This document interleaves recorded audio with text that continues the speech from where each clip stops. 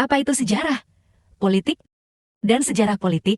Politik adalah segala kegiatan yang berhubungan dengan negara dan pemerintah.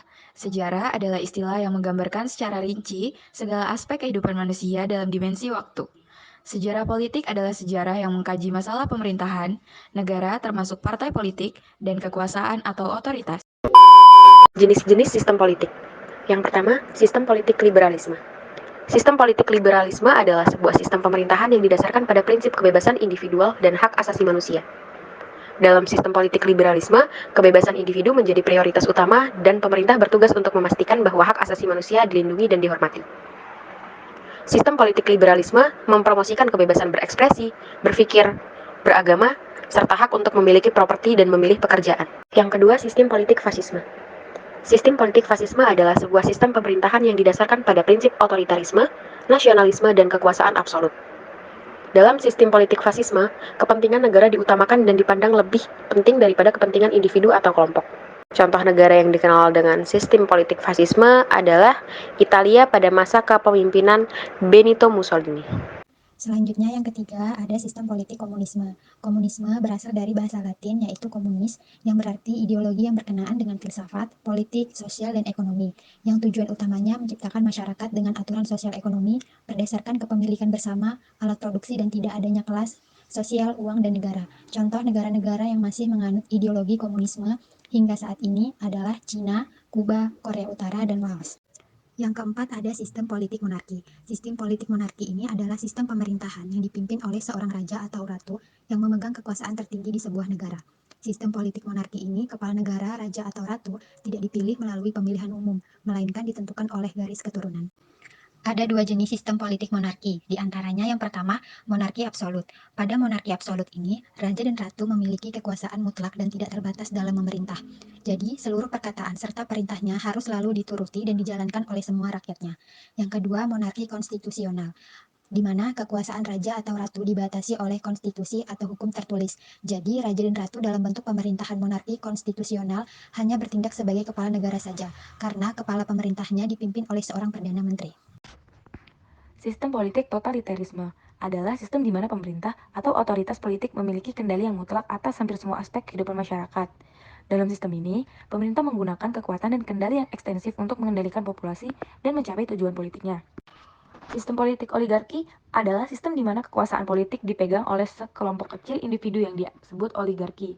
Oligarki biasanya terdiri dari kelompok-kelompok ekonomi atau elit politik yang memiliki pengaruh dan kekuasaan yang signifikan atas keputusan politik dan ekonomi negara. Nah, selanjutnya ada sistem politik demokrasi. Sistem politik demokrasi adalah sistem di mana kekuasaan politik dipegang oleh rakyat atau warga negara secara langsung, ataupun melalui perwakilan mereka pilih. Demokrasi memberikan kesempatan bagi rakyat untuk berpartisipasi dalam pengambilan keputusan politik, mengontrol pemerintahan, dan menjalankan hak-hak politik mereka. Apa sih ciri utama dari sistem politik demokrasi? Ciri utama dari sistem politik demokrasi adalah prinsip pemerintahan oleh rakyat, untuk rakyat, dan atas nama rakyat. Dalam demokrasi, rakyat memiliki hak untuk memilih perwakilan mereka dalam lembaga-lembaga politik, seperti parlemen ataupun kongres. Pemilihan umum yang bebas dan adil merupakan persyaratan penting dalam sistem demokrasi. Untuk apa sih? Untuk memastikan representasi yang akurat dan legitimasi pemerintah. Perkembangan sejarah politik dunia. Ilmu politik merupakan ilmu sosial tertua yang ada di dunia dan merupakan ilmu yang condong bersandar pada ilmu sejarah dan juga ilmu filsafat. Di Yunani kuno, perkembangan ilmu politik dimulai pada tahun 450 sebelum Masehi. Dibuktikan dengan karya sejarah para sejarawan seperti Herodotus, Plato, dan Aristoteles. Pada masa ini, pembahasan mengenai ilmu politik yaitu negara. Di wilayah Asia, perkembangan ilmu politik dibuktikan dengan karya tulisan yang berkualitas dari negara Cina dan juga India. Dari negara India, dibuktikan dengan adanya kesusastraan, artasastra, dan damasastra pada tahun 500 sebelum Masehi. Sedangkan di Cina, dibuktikan dengan Confucius kurang lebih 350 tahun sebelum Masehi. Negara-negara di Eropa mengenal bahasan mengenai politik pada abad ke-18 dan 19. Pada masa itu, bahasan ilmu politik dipengaruhi oleh ilmu hukum, sehingga fokus dan perhatiannya yaitu negara. Perkembangan sejarah politik di Indonesia. Yang pertama ada masa prakolonial Indonesia. Pada masa prakolonial, penyaluran tuntutan relatif rendah dan terpenuhi. Pemeliharaan nilai yang hidup dan berkembang sesuai penguasa saat itu. Hubungan kesatuan antara vertikal dari atas ke bawah tidak begitu baik, sedangkan integrasi horizontal hanya terjadi di level antar penguasa saja. Gaya politik tentu saja kerajaan sesuai bentuk negaranya. Karena bentuk negara adalah kerajaan, maka kepemimpinan negara berada di tangan raja, pangeran, atau silsilah keluarga kerajaan. Yang kedua ada masa penjajahan Indonesia. Kedatangan bangsa Eropa yang tertarik dengan potensi menjanjikan yaitu perdagangan rempah-rempah salah satu titik balik utama dalam sejarah kepulauan, memiliki teknologi yang lebih canggih dan persenjataan baru di tangan orang Portugis dan khususnya orang Belanda, berhasil menjadi pemegang kekuatan ekonomi dan politik yang berpengaruh dan mampu mendominasi kepulauan serta mulai menciptakan kerangka politik dan batas-batas baru. Yang ketiga ada masa Orde Lama Soekarno. Soekarno, Presiden pertama Indonesia, adalah ikon perjuangan nasionalis yang melawan para penjajah. Akan tetapi setelah kemerdekaan dicapai, ia memiliki tugas berat untuk memimpin sebuah negara baru yang masih memiliki trauma dari masa lalu dan konflik kekuatan politik dan sosial yang muncul di masa kemerdekaan. Selanjutnya, perkembangan sejarah politik Indonesia yang keempat yaitu pada masa Orde Baru. Pada masa ini, penyaluran tuntutan awalnya seimbang, namun kemudian tidak terpenuhi karena fusi, gaya politik intelek pragmatik, dan konsep pembangunan.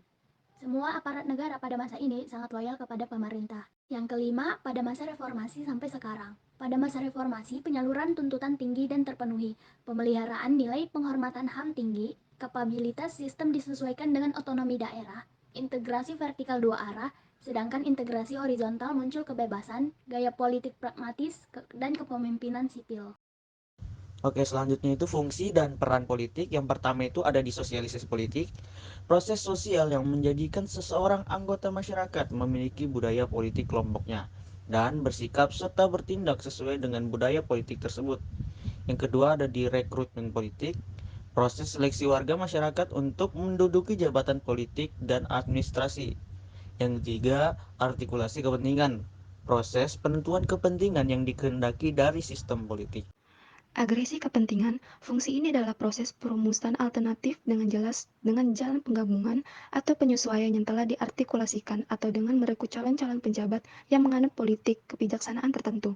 Lalu kemudian komunikasi politik. Fungsi ini merupakan alat untuk penyelenggaraan fungsi-fungsi lainnya. Artinya pihak lain mengambil bagian dalam sosialisasi politik dengan menggunakan komunikasi. Komunikasi politik diarahkan kepada pencapaian suatu pengaruh sehingga masalah yang dibahas oleh kegiatan komunikasi ini dapat meningkat semua warganya dengan sanksi yang ditentukan bersama melalui lembaga politik.